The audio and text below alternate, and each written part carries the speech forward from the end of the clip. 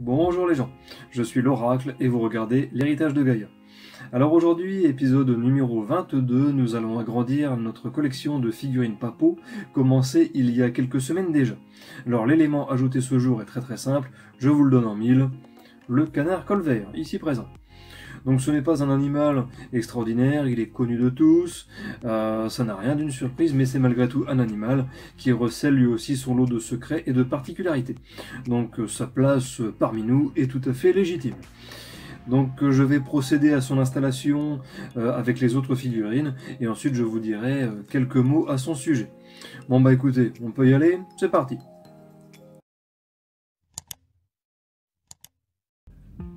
Bon chers amis, vous pouvez constater de vous-même que la collection n'a pas du tout évolué depuis la dernière fois. Donc c'est très simple, en fait je fais en sorte de ne la faire évoluer que sous vos yeux.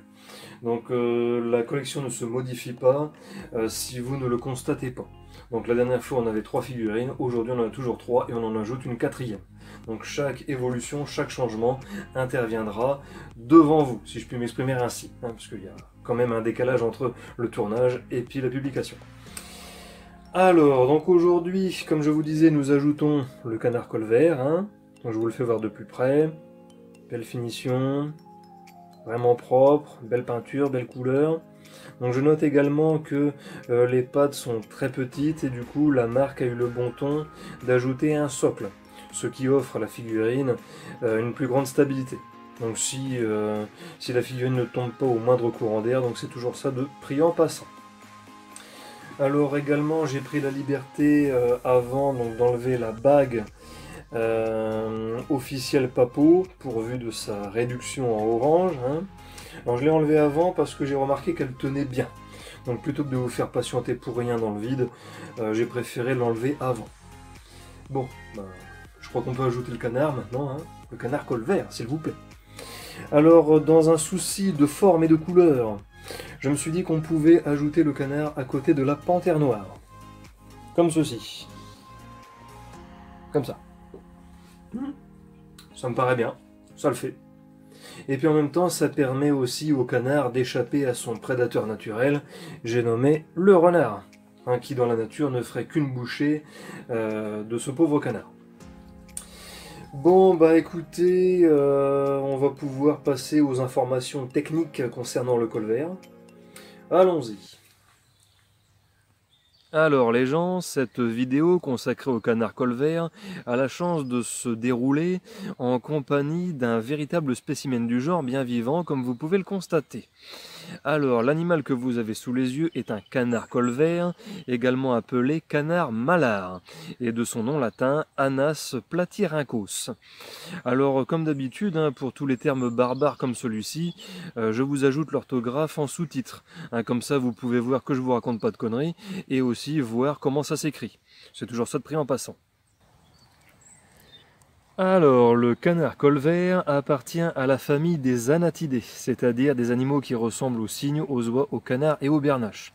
Donc il y avait d'autres noms, mais ils étaient un petit peu barbares, et comme je n'étais pas sûr que ça fasse avancer le schmilblick, j'ai préféré ne pas les citer. Mais retenez anatidés et ancériformes. Donc là, ce sont les animaux que je viens de citer. Alors, niveau morphologie, le canard colvert mesure généralement entre 50 et 68 cm de long. Son poids varie facilement entre 1,1 kg et 1,2 kg. À noter que les femelles seront plus légères que les mâles. Et son envergure oscille entre 78 cm et 1 m. Donc ce qui est pas mal du tout, ça fait un gros oiseau. Donc il faut aussi savoir c'est que les canards domestiques seront plus lourds que les sauvages et que son espérance de vie peut atteindre 29 ans. Bon, même si dans la nature, la durée de vie sera surtout de 5 ans en moyenne. Donc c'est un petit peu dommage d'avoir une telle espérance de vie et d'en profiter aussi peu. Mais bon, c'est comme ça. En ce qui concerne son milieu de vie, le canard colvert semble apprécier les points d'eau douce calmes, donc tels que les marais, les lacs, les étangs et les rivières où il y a peu de courant. Donc on dirait qu'il a un goût prononcé pour les lieux où il y a de l'eau, mais où il n'y a pas trop de courant. Bon, ça, j'apprends rien ici, c'est quelque chose que j'ai constaté par moi-même dans la nature, donc c'est pas nouveau. Ensuite, par rapport à la répartition, donc c'est un animal qui a l'air d'être très présent sur Terre. Donc on le trouve dans les pays de la Méditerranée, en Europe centrale et orientale, en Europe du Nord et de l'Ouest, et en particulier au Royaume-Uni, où c'est l'espèce de canard la plus représentée. Donc là par contre j'apprends un truc que je ne savais pas du tout. Bon, c'est intéressant à savoir aussi. Parlons maintenant brièvement de son alimentation. Alors en plus c'est thématique puisque notre ami depuis tout à l'heure se goinfre d'herbes fraîches, donc bon il a bien raison, on ne va pas lui jeter la pierre, hein. Alors c'est un animal dont l'alimentation est omnivore, c'est-à-dire qu'il mange de tout si vous vous souvenez, et dans son régime alimentaire nous allons retrouver des poissons, des herbes, des graines, des vers, des grenouilles et des insectes. Alors je savais que un canard ça mangeait un petit peu de tout, mais ce qui me surprend ici c'est qu'il mange des grenouilles. Ça franchement si on me l'avait pas dit, je l'aurais pas deviné. C'est stupéfiant. Côté reproduction, donc le canard colvert appartient à une espèce monogame, c'est-à-dire qu'il n'a qu'un seul partenaire de reproduction à la fois. Donc il faut savoir malgré tout que le partenaire change à chaque période de reproduction et que la femelle n'est pas toujours consentante. Donc on notera que c'est souvent que la femelle vole et que le mâle désirant se reproduire l'oblige à se rabattre au sol afin d'accomplir un acte sexuel en vue d'une reproduction. Bon ça je savais pas. La femelle est capable de pondre jusqu'à 15 œufs, mais en moyenne, elle en pondra entre 8 et 12, donc c'est-à-dire 10 environ. Il faut 28 jours d'incubation pour obtenir un caneton à partir d'un œuf fraîchement pondu. Donc il faut aussi savoir que seule la femelle couve et que les petits seront autonomes à 7 semaines. Alors ici j'ajoute aussi un point, donc si la femelle est la seule à couver, c'est parce que son plumage discret, beaucoup plus discret que celui du mâle, lui permet de ne pas être repéré pendant la couvaison.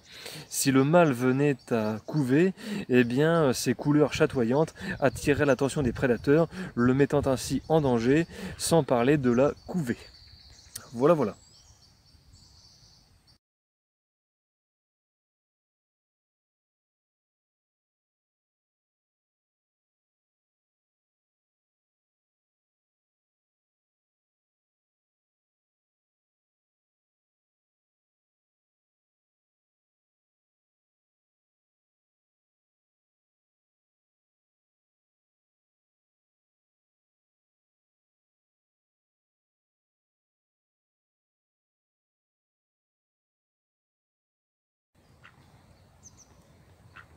De plus, nous avons affaire à un animal qui normalement effectue la migration.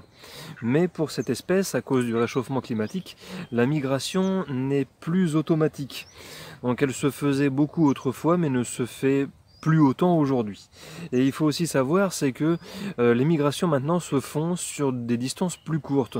Donc pour vous donner un ordre d'idée, les canards des États-Unis migrent au Mexique. Donc ils changent de pays, mais ils vont pas spécialement loin. D'un autre côté, au niveau de la représentation de l'espèce. Donc il s'agit de l'espèce la plus répandue de canards sauvages, estimée à environ 9 millions en Europe de l'Ouest. Donc il faut savoir qu'il y a plus de mâles que de femelles, pour deux raisons. La première, c'est que seules les femelles hivernent. Donc seules les femelles accomplissent une migration vers des zones plus chaudes. Donc pendant que les mâles restent sur place et ont tendance à se sédentariser. Donc les mâles restent, les femelles s'en vont, ce qui fait que la population de mâles se densifie. Et autre point qui fait qu'il y a plus de mâles, c'est que comme je vous disais tout à l'heure, la couvaison appartient uniquement à la femelle. Et même si elle a un plumage qui est discret et qui lui permet de couver, eh bien de temps en temps elle se fait choper. Donc elle meurt et les petits aussi. Du coup, comme elle est en danger, les femelles ont tendance à diminuer en nombre. Alors en France, on dénombre pas moins de 35 000 à 60 000 couples. Donc ce qui est pas mal du tout, ça je le savais pas non plus, il y en a beaucoup en France, hein.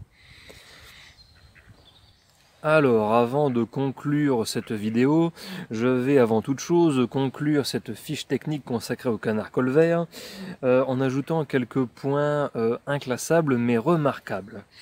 Alors d'après ce que j'ai compris, depuis toujours, on dirait une mauvaise introduction de dissertation, depuis toujours le canard colvert est apprécié de l'homme, donc tant du point de vue de la chair, du plumage et aussi des œufs.